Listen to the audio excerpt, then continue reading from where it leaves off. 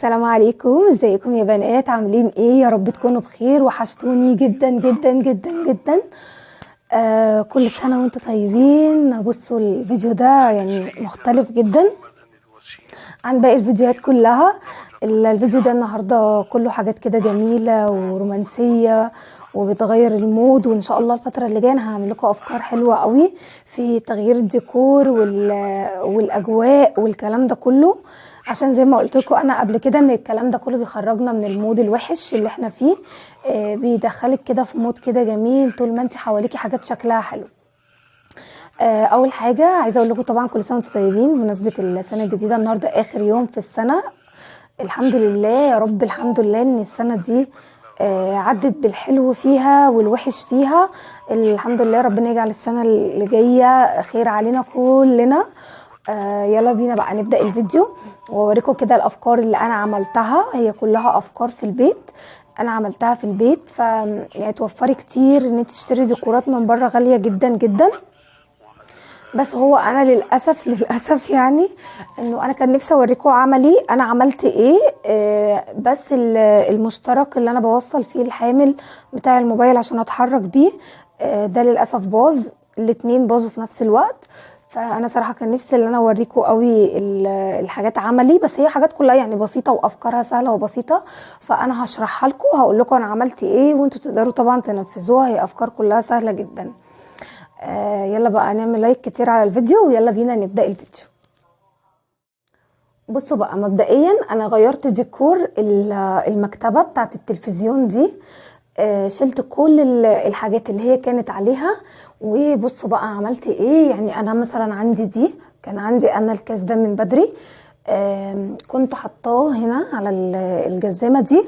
فجبته طبعا، غسلته ونضفته ورحت بقى حطيت فيه الايه، الكور اللي هي بتاعت رأس السنه، اللي هي السيلفر والجولد والاحمر والكلام ده كله. حطيتها فيه. بصوا ادت شكل حلو قوي ازاي. طبعا انتوا الحاجات دي كلها اللي انا بوريها لكم دي انتوا شفتوها في الفيديو بتاع المشتريات بتاعت استقبال رأس السنة. فيعتبر يعني ايه، انا بوريكم بقى الحاجات انا نظمتها وحطيتها كديكور ازاي. حطيت الايس مان ده هنا، حطيت الغزالة دي هنا هي ملزوقة بدبل فيس، حطيت كمان الايس مان العسل ده هنا هو. بالنسبة بقى لدي انا هقول لكم دي ايه. كان نفسي اوريكم يعني عملي، بس هي سهله جدا جدا يا بنات. بصوا بقى، اللي جوه ده طبعا احنا عارفين انه الايس مان دايما بيبقى في تلج. يعني هو ايس مان يعني هو رجل تلج، فهو المفروض ان هو بيبقى عباره عن تلج، والمكان اللي هو بيبقى فيه بيبقى تلج. فطبعا انا استبدلت التلج اللي هو ده في اسمها ايه في البولة دي. دون يا بنات ملح ليمون. ده ملح ليمون. هو شبيه جدا بالتلج.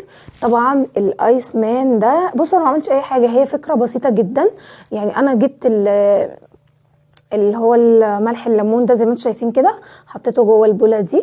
والايس مان ده طبعا انا كنت وريتكم قبل كده في الفيديو بتاع المشتريات ان انا اشتريتهم. الكيس كان ب15 جنيه، مش فاكره كان فيه 6 تقريبا. اهو بصوا، بتحطي كده الملح الليمون وبتحطيه كده بالشكل ده اهو، بالمنظر ده. ودي زرعه صغيره جدا انا اخدتها من فرع شجره عندي. وبس كده يا بنات اهي. بصوا بقى شكلها بقى جميل جدا. طبعا انا عملت منها 2 اهو. دي التانية. زي ما قلت لكم الفكره سهله جدا وبسيطه.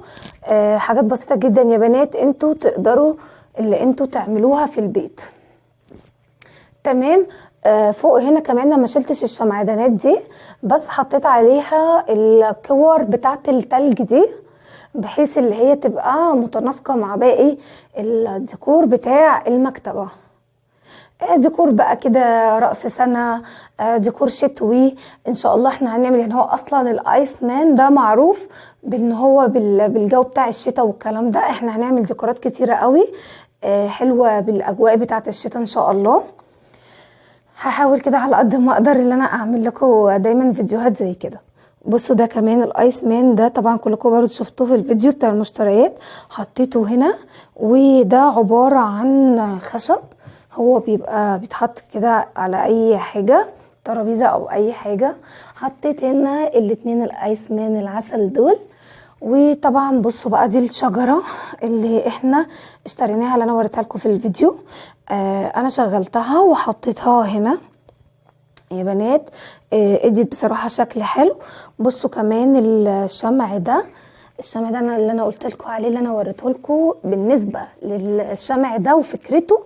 بصوا زي ما انا قلت لكم الشمع ده مش الشمع اللي هو الاكريليك ولا البلاستيك، الشمع ده شمع طبيعي جدا، بس هو بيشتغل بالبطاريه. انا عملت له الديكور ده. طبعا في افكار تانية كتير جميله برضو هنبقى نعملها مع بعض. انا بوريكم دلوقتي الفكره انا عملت ايه. فكره بسيطه جدا سهله تقدري تعمليها.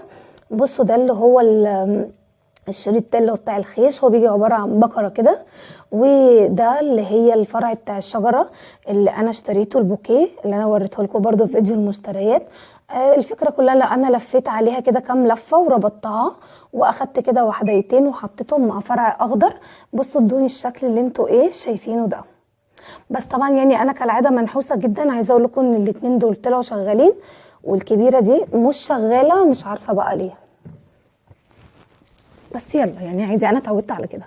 بصوا بقى يا بنات اهو، بصوا شكلها كده جميل ازاي. بص طبعا انا مشغله الدفايه دي عشان تديني اجواء الشتاء. كان نفسي اشغل لكم اجواء شتاء على التلفزيون، بس للاسف مش عارفه في ايه حاصل. مش عايز يجمع مع بعض الموبايل والتلفزيون مع بعض، مش عايزين يجمعوا، مش فاهمه ايه السبب. المهم ده كده الديكور النهائي اهو بتاع المكتبه بالترابيزه بتاعه التلفزيون. عايزه اقول لكم بقى لما الانوار بتتفي بيبقى شكله تحفه تحفه تحفه يعني. نيجي بقى هنا كده نشوف بقى انا عملت ايه. طبعا انتوا الثباتين دول انا برضو وريتهم لكم في الفيديو بتاع المشتريات. انا بقى عملت ايه. بصوا انا حطيت اللي جوه ده، حبيت احط حاجه كده شبيهه بالتلج، فحطيت اللي هو ده عباره عن اللي هو الفايبر اللي بيبقى جوه المخدات او الدباديب او الكلام ده كله. انا اخدته من دبدوب عندي واشتغلت عليه. طبعا حطيت انه عشان هو يديكي الاجواء بتاعه الشتاء. معروف ان الشتاء كله طبعا تلج ومطر وحاجات زي كده. فانا حطيته في السبت ده اهو زي ما انتم شايفين كده. وابتديت بقى جبت الحاجات اللي هي بتاعت راس السنه اللي هي الجميله دي. اهو ده اللي هو الخرشوف، ودي اللي هي الهدايا. ايس مان بصوا بقى شكله بقى تحفه ازاي. طبعا انا جمعتهم هنا كلهم عشان اوريهم لكم، لكن انا هبتدي ان انا اوزعهم هنا في الريسبشن، بحيث ان انا يعني اعمل بيهم ديكور في المكان كله. بس انا بوريكم الفكره انا عملت ايه. طبعا ده التاني اهو برضو حطيت فيه نفس الموضوع، حطيت فيه واحدة ايس مان، وحطيت فيه العلب بتاعه الهدايا والخرشوف، بحيث بص هو شكله كده تحس ان هو عامل زي كأنه ماسك حاجة وبيقدمها لحد. فاهمين الفكرة في ايه؟ كمان دي الشجرة دي طبعا هي اصلا كانت عندي كده كده من بدري، فحسيتها لايقة قوي مع الديكور، وان احنا بقى رأس السنة والكلام ده كله، فانا حطيتها برضو. نيجي بقى هنا بصوا بقى انا عملت ايه. دي عبارة عن بصوا انا لما كنت نزلت عشان اشتري فيديو الحاجة بتاعت راس السنة اللي انا وريتها لكم دي، كان نفسي اجيب صينية خشب عشان اشتغل عليها، اعمل عليها الديكور ده. بس انا ما لقيتش الشكل اللي انا عايزاه، يعني كان في اشكال كتير بس انا ما لقيتش الشكل اللي انا عايزاه. عايزه اقول لكم بقى ان اللوح ده اصلا كان عندي، كانت حته خشبه مركونه يعني. انا جبتها ولفيت عليها برضو الشريط اللي هو الخيش ده، بحيث ان هو يبقى واخد من شكل الخوص، وكمان واخد شكل الاخشاب والكلام ده كله. فهو كده يعني اداني شكل حلو زي ما انا ما كنت عايزه. حطيت عليه البلوره دي اللي احنا طبعا وريتها لكم في الفيديو، ودول كانوا جايين مع دي وانتوا برضو شفتوها في الفيديو. وده شمع حطيته احمر حسيته لايق. وبصوا هنا حطيت شجره، ودي بتتفرد وبتتني، فانا تنيتها وحطيتها هنا كده بالشكل ده. ودي كمان حطيتها في النص. بصوا هي البلوره دي انا ما وريتلكوش في فيديو المشتريات لان انا اشتريتها بعد كده، وانا بشتري ما لقيتش. انا قلت لكم في الفيديو ان انا ما لقيتش غير الصغيره، بس بعديها نزلت بعديها بيومين 3 فلقيتها فجبتها. تمام. وحطيت هنا كمان كده بصوا بالشكل ده واحده احمر، هي تفاحه واتنين خرشوف كده حواليها. بصوا يا بنات، وده الشمع اللي هو ده بقى. بصوا ده اللي هو الاكريليك، ده بلاستيك، لكن اللي هو الكبير شمع طبيعي بس هو بالبطارية. فحطيت كده اللي هي الواحدة الكبيرة ديت، وحطيت كده معاها 2 صغيرين، وبرضو لفيت عليها بصوا زي ما انتم شايفين كده شريط كده اللي هو الخيش، وحطيت برضو من ده بحيث ان هي الديكور كله يعني يبقى واخد من بعضه. يعني تحسوا كده بصوا ان الديكور كله يعني دي انا مشترياها جاهزة هي كده. بصوا دي عبارة عن ايه؟ عبارة عن اهو، هي جاية كده بالشكل ده اهي يا بنات. فانا نسقت عليها باقي باقي الديكور اللي انا عملته. نيجي بقى هنا، ده اللي هو السبت اللي انا برضو وريته لكم، عملت فيه نفس الفكره، حطيت فيه اللي هو الفايبر دون، وابتديت بقى اللي انا احط عليه اللي هي بقى الكور وهدايا وكور اللي هي التلج. حطيت واحده ايس مان، فبقى بصوا حطيت اللي هي الايس مان اللي هي الصغيرين دول كانهم مجموعه كده ماشيين بصوا مع بعض. طبعا الحاجات دي كلها بتبقى مبتكرة من فيديوهات بيبقى فيها اجواء الشتاء والكلام ده كله. برضو حطيت اللي هو الرنر ده اللي هو الكارو، هو بيدي احساس يعني جامد جدا بالدفى وبالشتاء. فاداني بصوا شكل جميل ازاي، بصوا من بعيد المنظر تحفة ازاي.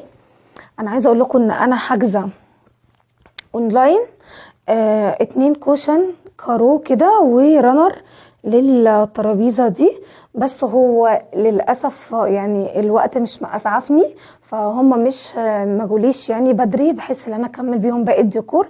فعادي يعني مش مشكله، احنا لسه قدامنا الشتاء طويل، هنعمل بيهم ديكورات تانية ان شاء الله وقت ما يجوا. فانا حطيت ده يا بنات، ده شال اللي احنا بنجيبه وبنلبسه والكلام ده كله. فانا حسيته كده هو دلوقتي نازل بيتباع نفس القماش، بيتعمل بيه كده زي مفارش للترابيزات والكلام ده كله، بيتعمل بيها كوشن والكلام ده كله. فهو شغال اهو تمام، شكله بصوا تحفه ازاي. فلو انت ما توقفيش نفسك على حاجه، اي حاجه مشي نفسك بيها فيديكي في الاخر منظر تحفه كده بالشكل ده. جبت كمان فرع الليد ده اهو اللي هو الاصفر ده، ومشيته كده زي ما انتم شايفين بصوا على الركنه، اداني برضو المنظر اللي انتم شايفينه ده اهو. طبعا انا كنت متخيله ان انا بقى لما اجيب الرانر واحط هنا الاتنين كوشن اللي هما الكارو كانوا طبعا هيدوني شكل تاني جميل جدا، بس برضو يلا مش مشكله، لاول ما يجوا ان شاء الله هنعمل ديكور تاني جديد وهوريهم لكم بشكل تاني. هنبتدي بقى اللي احنا نعمل ايه. بصوا طبعا ده الورد اللي انا جبته، دي الفازه اللي بتاعت ايكيا اللي انا قلت لكم عليها، كان فيها الورده البيضه دي، فانا حطيتهم كده مع بعض، حسيت اللي هما شكلهم يعني حلو ولطيف مع بعضهم.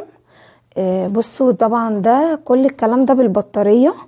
فاحنا بصوا هنبتدي نشغل كده اهو، دي بتنور بس زي ما قلت لكم. بصوا ده الشمع، كل الشمع ده بقى بالبطارية اهو.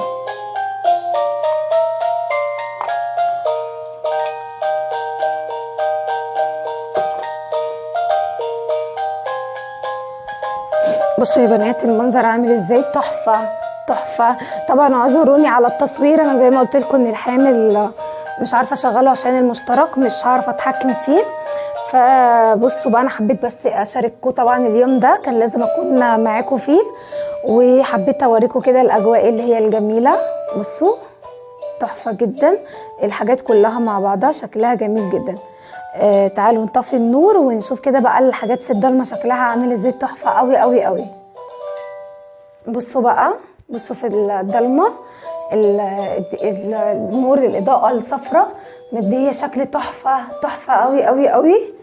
بصوا طبعا انا هنا عند الجزامه حطيت اللي هما الثلاثه الشمعات دول، الشمعدان ده، ودي استخدمتها انا عملتها كفازه كده. والفروع دي انا عايزه اقول لكم دي غصون انا جايباها من شجره في الشارع عادي. بس كنت عايزه اعمل فيها شجره القطن، هعملها معاكم بقى في فيديو تاني. بصوا بس حاسه برضه شكلها حلو وهي كده مش وحشه. بصوا بقى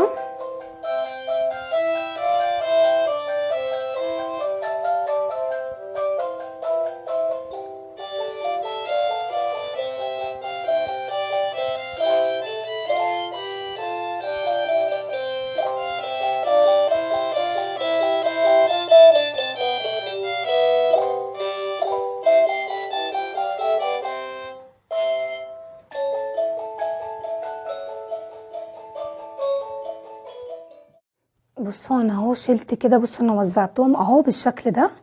بصوا زي ما انتم شايفين انا طفيت الموسيقى عشان انا بس تعرفوا تسمعوني كويس. بصوا انا وزعتهم كده بالشكل ده، حطيت واحده هنا وواحده هنا، وحطيت الصينيه في النص، وحطيت الشجره هنا اهوت اللي هي الكريستال ومعاها الورد الاحمر. بصوا لايقين قوي مع بعض. ودي شمعه كده صغيره منوره، وحطيت هنا اللي هو السبت ده. بصوا شكله تحفه ازاي، حلو قوي يا بنات. اسيبكم بقى تعيشوا الاجواء ويا رب يا رب يا رب يا رب تبقى سنه خير عليكم يا رب كلكم. احلى عيله في الدنيا بجد، وجودكم في حياتي فرق معايا كتير. لو في حاجه في حياتي في السنه دي حلوه، يعني لو احلى حاجه حصلت لي في السنه دي فهي انتوا، واني انا في ناس في حياتي بقت جديده وناس حلوه جدا. فيا رب يديمكم في حياتي نعمه عليا يا رب، وهتوحشوني قوي قوي قوي قوي لحد الفيديو اللي جاي. باي باي.